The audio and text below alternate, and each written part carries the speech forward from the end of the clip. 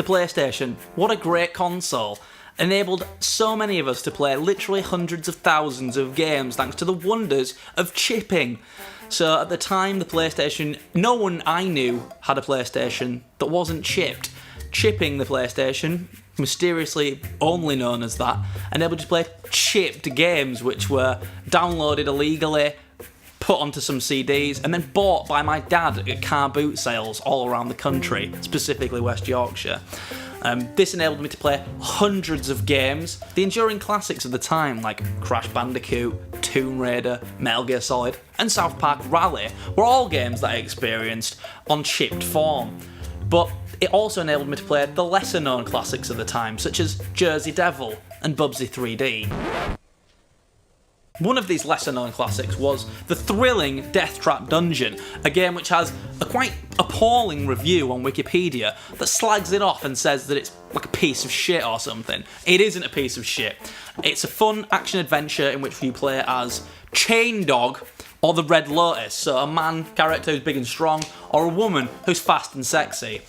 The game sees you bashing like orcs, goblins, demons, that kind of shit, beating them up with swords, and then solving numerous puzzles, the majority of which, getting them wrong, leads to a horrible and gruesome death, usually via spiked doors dropping on you, cutting you in half or impaling you horribly, or spiked floors that were also very popular during that era. The game has a quite satisfying gothic feel to it. I remember the game just being a pretty solid play, so to hear really bad things about it now, it kind of do shock me a little bit, but the gameplay's clunky as fuck, as you'd expect from something that I'm comparing to Tomb Raider, which I suppose hurts it more when the action is actually really up close. And so when the action dynamics are that you have to kind of chop something with a sword and it's right up next to you, if that's not done well, it can cause a lot more problems than shooting a tiger from afar, which does not require a particular in-depth system. So Tomb Raider was able to get away with it, while Deathtrap Dungeon exposed the engine's flaws for what they were, which is a piece of shit. So nowadays you hear that there's a movie that's going to be turned into a game and you think, dear God, no, please, for the love of Christ, don't make this into a game, I'll never play it, it's going to be a piece of shit. And you'd be right, but back in the day, movie tie-ins were, on the large part, actually really good games. None more so than the greatness that is Toy Story 2. Toy Story 2 is not only a great platformer, and would have been a great platformer under any real guise, based on the way that the fluidity of the story, the way that each level is built up to allow you to complete the level and go on to a different world, but having lots of obstacles and challenges still left for you in that one. Gaining new abilities allows you to come back to complete those challenges and take you through all the other levels. It's lots of several different worlds, which is a very, in my mind, one of the most satisfying platform systems there is. And you know, if you're making a platform game, especially in a 3D environment, I think it's probably the way to go. Now, Toy Story 2 does not attempt to recreate the exact plot line of the Toy Story 2 film, which is a trap that many of these games fall into. And I'm talking about shit like any kind of Batman game that's come out recently that isn't Arkham Asylum, any of this shit, Batman Begins game or something like that, and we're going to try and tell the movie. Lord of the Rings managed to do it pretty well. Lord of the Rings 2 Towers and Return of the King were quite good. But besides that, games fall into this trap so often, it's ridiculous.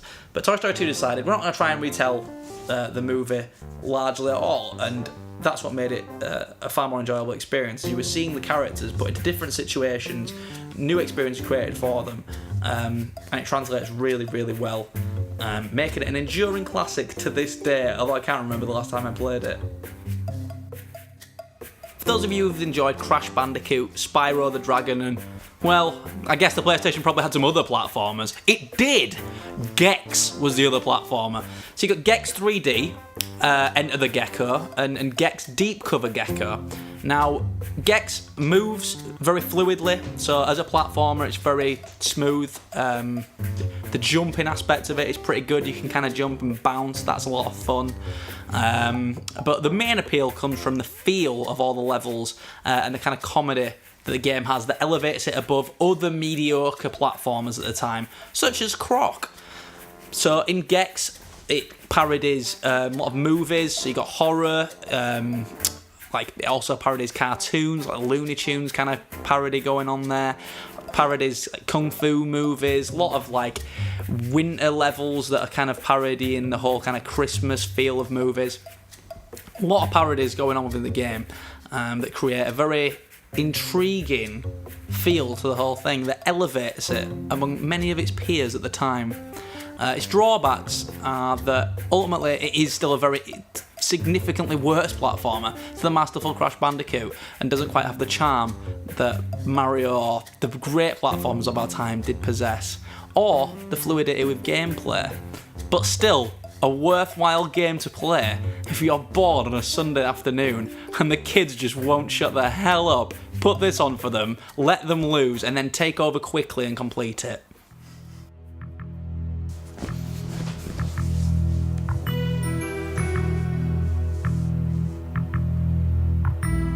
Do you like Resident Evil and wish that it was 10 times as difficult and 100 times more frustrating? Then Alone in the Dark 2, Jack is Back, might be the game for you. Alone in the Dark 2 is one of the clunkiest pieces of shit that has ever been made, with a control scheme that makes no sense, characters whose movements at full speed could be described as statuesque, music that is completely ill-fitting, graphics that are absolutely atrocious. And yet, this game, in my opinion, has a real charm to it that so few games manage to accomplish. There is a genuine sense of creepiness going on throughout the whole thing. The puzzles are quite inventive. The game borrows heavily from a lot of point and clicks back in that time, and has more of an adventure feel to it than any of the other Resident Evil games or Silent Hill. If you can look past the truly frustratingly difficult controls, gameplay, the lack of ammo available to you and its necessity throughout the whole game, just how blindingly difficult the whole experience is. There's a really fun storyline to be had there, a really fun experience that is a lot different than pretty much anything else you'd play. Alone in the Dark 2 Jack is Back could most easily be described as the David Lynch of video games if James Cameron was the Resident Evil. It's a very frustrating, challenging watch, but for some people, you might just find it rewarding.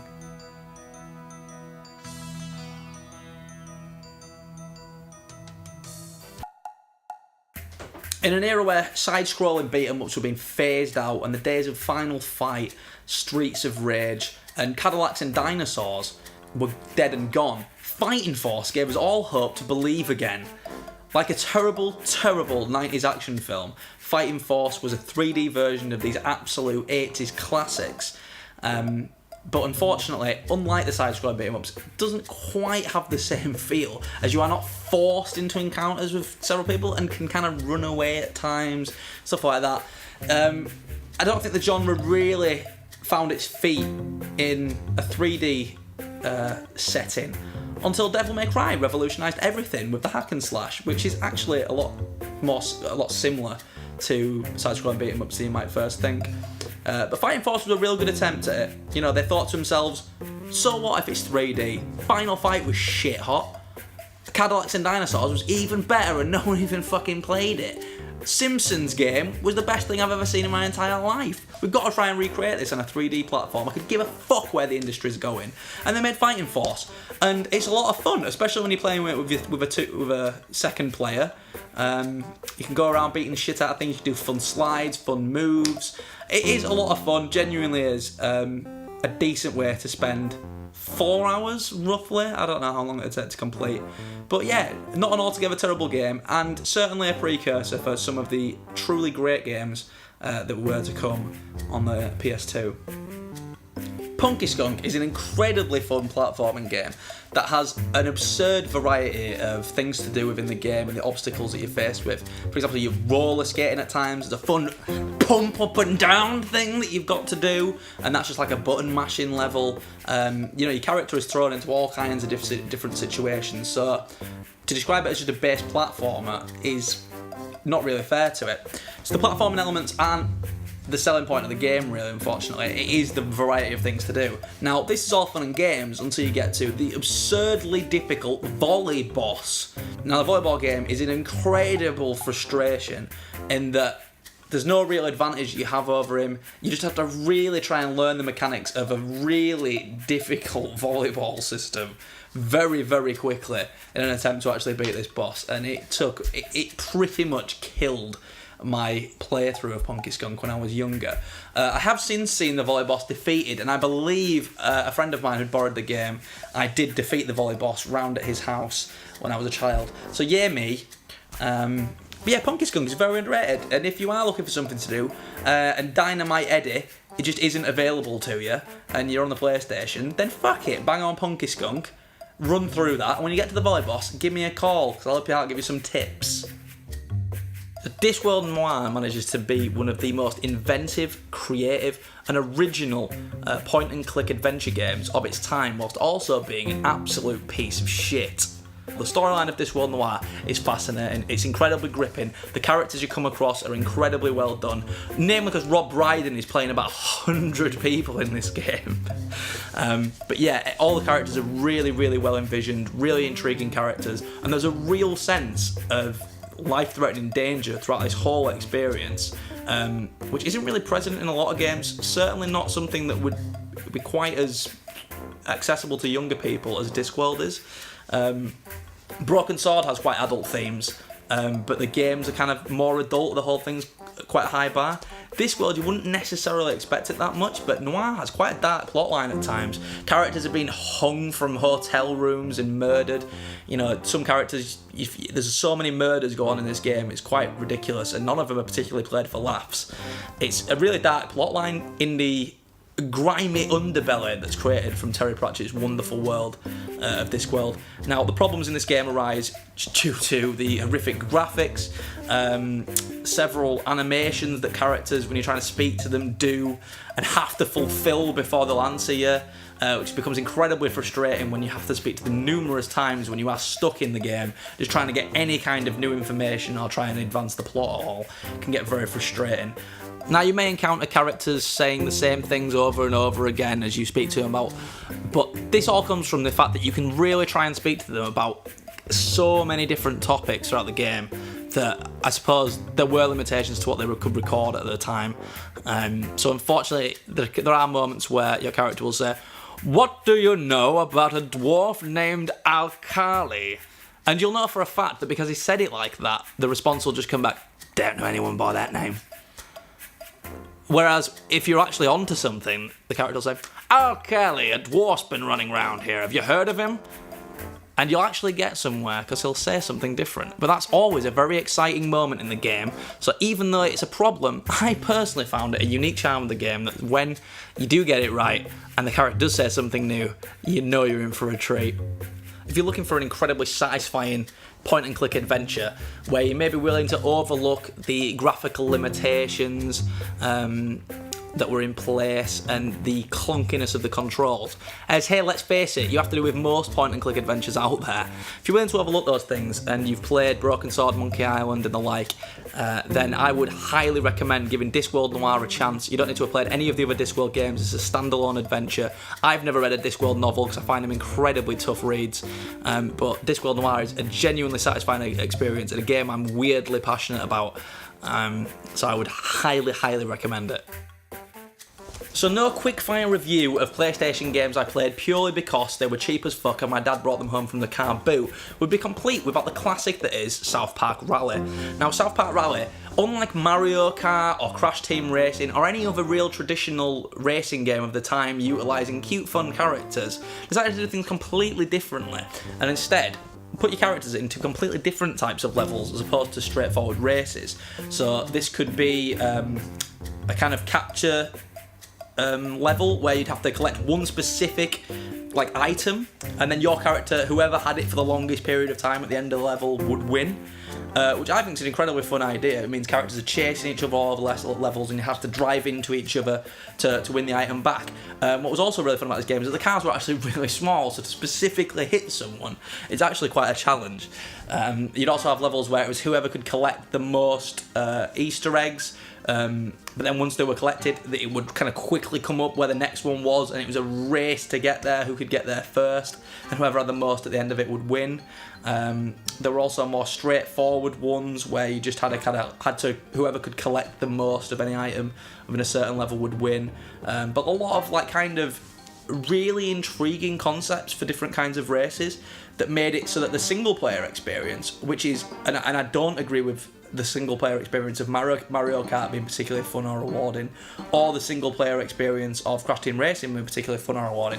The single player experience of South Park Rally is actually a complete blast because the levels aren't particularly easy. The computer is quite sophisticated and tough, but also because each level is a really different kind of challenge, it means that the game never really gets boring. You're never just competing in the same kind of races over and over and over again. Every time you open a new level, it gives you a new challenge. And to say that it was yet again another licensed creative concept, it's a South Park game, who would have thought that you would have yet another classic coming from licensed product? But the PlayStation was full of them. And South Park Rally is a genuinely very intriguing racing game, I suppose it could be described as, and one well worth your time for two reasons. One, if you really love karting games, and two, if you really love South Park. So there's no real reason. And if you love them both, then why haven't you already played it? Go and play it now, you stupid idiot.